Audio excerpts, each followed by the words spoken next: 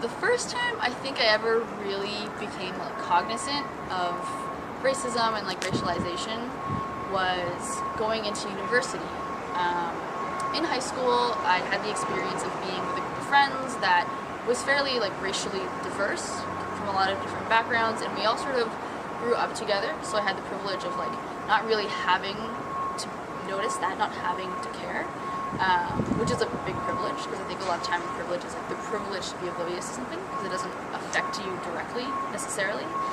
But then once I came to university, I didn't really have that background, and I was meeting a lot of new people, right? It's a brand new environment, constantly making new connections.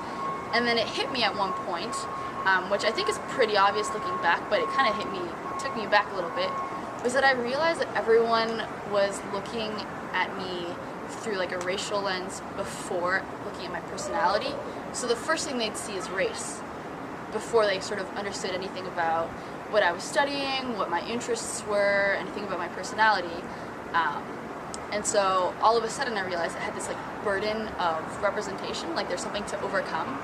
Like I do something and then all of a sudden it becomes a reflection of what they perceive my racial background to be, as opposed to, I think, part of the privilege of being a majority in a lot of times is you can do something and not worry about how it reflects on a whole race or how it, speaks to a large group of people. But when you're a minority, you kind of have to have that in the back of your head.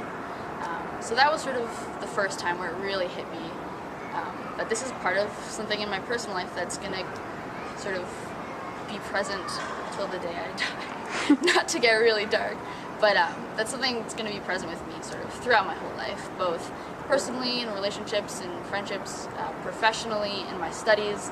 It's pretty ubiquitous.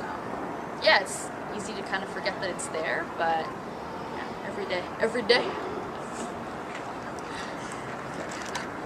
My name is Elisa, and I pledge to take action to combat racism.